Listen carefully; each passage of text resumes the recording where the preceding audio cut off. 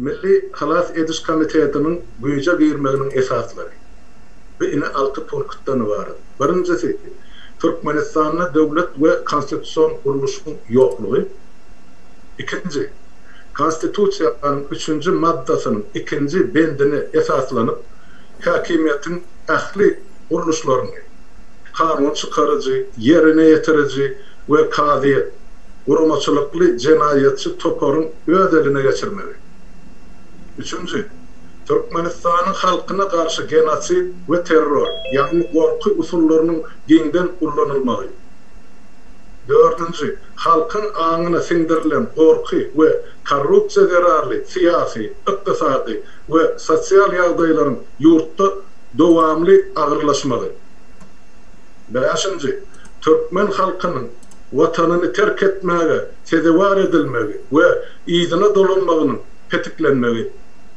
Altıncı, vatandaşların ähli azatlıklarından ve hukuklarından mahrum edilip halkın ulçuluk derecesine düşürülmeli. Yine şu 6 maddadan 6 punkttan ibaret yine esası bizim Milli Halas Ediş Komitetinin güýje girmegine esası bu hizmet ediyen yine şu 6 tane maddadan ibaret. Yine şu her maddanın üstüne her punktun üstüne yekeme durup geçmekçi ve son açıklamalarının vermekçi ve yetirmekçi. Hürmetli vatandaşlar. Yukarıda korkutulan bedbahtçılıkların 30 yıllar devam etmeli ve hiçbir çözgüdün getirilmeli, konstitüsyanın kepilliğinin yokluğunun doğru suutnaması bolup duruyor. Neticede getirilen suutnamalara salgılanıp gelecekki nesillerimizin önüne Türkmen halkı Milli Halas Ediş Komitetini döretmeye cevapkarlıdır. Birinci madde, Milli Halas Ediş Komitetinin güýje girmeginiň esasları. Türkmenistan'da devlet ve konstitüsyon kuruluşun yokluğu. 2006 yılın 21. dekabrında Gurbanguly Berdimuhamedov konstitüsiyada görkezelen tertip düzgünleri gödek bolup prezidentlik vazifesini bir kanuna yerledi. Düşünürsüler. Birinci, Türkmenistan'ın şol döwürki hereket ediyen konstitüsiyasına layıklıkta ölen prezidentin, yani Saparmurat Niyazov'un ornuna 3 ay möhlet bilen meclisin şol döwürki başlygy Öwezgeli Ataýew gelmelidir. Emma köşkde dören dil döwüşüklüğün netijesinde Öwezgeli Ataýew tutsuk edilip azatlıktan mahrum edildi. Neticede cinayetçi topor hükümeti basıp aldı. İkinci, Türkmenistan'ın şol döwürki hereket ediyen konstitüsiyasına layıklıkta prezidentin vazifesini wagtlaýyn yerine ýetirýän şahs, ýagny Gurbanguly Berdimuhamedow'un geçirilmeli saýlawlarda prezidentlik vazifesine dalaşgar bolmagy haky ýok. Türkmenistan'da vatandaşların hak hukuklarının bozulmağı bilen bir hatarda emlak goragynyň ýoklugy. Düşünürsler. Birinci, yurdun içinde ilatın etraf ve velayetlerin arasındaki iktisadi ve fiziki katnaşıkları ve onların durmuşuna girdilen bir kanun çeklendirmeler. İkinci, raýatlaryň yurtdaşyny çıkmağı ve yurda dolanmağı bolan hukuklarından doly mahrum edilmeli. Üçüncü, raýatlaryň şahsy eýeçiliginde bolan öýlerin ve emlaklaryň eýesinin razylygy bolmazdan yıkılmagy ýa-da dargadylmagy, şahsy emlaklar üçin degerli ve degişli kompensasiýalaryň tölenmezligi. Netije, Türkmenistan'ın konstitüsiyasının kepilligi ve dolanlaryşy doly kontroldan çykdy. İkinci madde, konstitüsiýanyň 3. maddasynyň 2. bendine esaslanıp hakimiyetin ähli kuruluşlaryny kanun çıkarıcı, yerine yetirici ve kadiyet, kurumaçılıklı cinayetçi toporun öz eline geçirmeli. Parlamentin 125 agzasının hiç biri halk tarafından hödür edilen ya da sayılanan adamlar değil, iş yüzünde parlamentin hukuklarının doğru yatırılmalı. Tazelikle 56 adamdan ibaret halk maslahatynyň öredilmegi konstitusiýaga garşy bolup Gurbanguly Berdimuhammedow özüni halk maslahatynyň başlygy diýip elan etdi. Yerine yetirici hökümetin baş tutany şol bir wagtda ýene-de Gurbanguly Berdimuhammedowyň kut özü bolupdy. Türkmenistanyň Gyzyl Ýarma Jemgyýetiniň başlygy Gurbanguly Berdimuhammedowyň aýarlygyny döwletine. Türkmenistanyň ähli guruluşy kudagyny Gurbanguly Berdimuhammedowyň giýewi Nazar Erejepow dolandyrýar. Türkmenistanyň uly, orta we kiçik biznes işleri tutuşlygyna Gurbanguly Berdimuhammedowyň ýegenleriniň golasynda.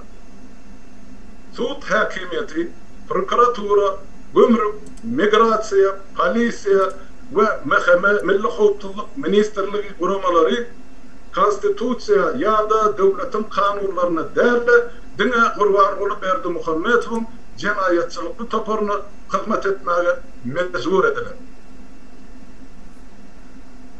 Üçüncü madde, Türkmenistanyň halkyna garşy genosid we terror, ýagny gorky usullarynyň giňden ullanylmaly.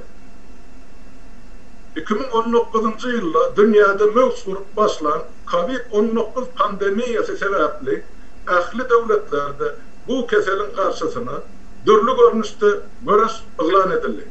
Diňe Türkmenistanyň şu güneçeli bu keseliň barlygy ikrar edilmedi. Türkmenistanyň COVID-19 bilen kesellärleriň we kesellen ölenleriň sany Türkmen we dünýä jemgyýetçiliginden giýlenip gelýär. Hökümet keselçilige garşy görüşmegiň ýerine halky köpçüliklerin dörlü dabarlara, çärelere iýigi giderli gatnaşmaga mezbur edip gelýär. Türkmenistanyň ýaşaýyş ýerlerine ýakyn gurulan zawod fabriklaryň öňürýän ziýaly galanylarynyň tebigaty daýalamagy sebäpli döreýän dörlü agyr keseller adamlaryň köpçüliklerin kesellemegine we wagtynyň ýogalmagyna sebäp bolýar. Türkmenistanyň siyasi, dini we özbaşda pikirli adamlaryň bir kanun tutsak edilmeli. Olaryň gözgüýini şertdi we darzynlarlarda degişli medisina hyzmaty bolmady halda hemde psihiki we fiziki basyşlar astyna saklanmagy, öldürilmeli ýa-da ýitirim edilmeli sistematik terzde alınıp barylýar. Ýokarda görkezdilen şertler we çäreler Türkmenistanyň halkyna garşy edilýän genosiddir.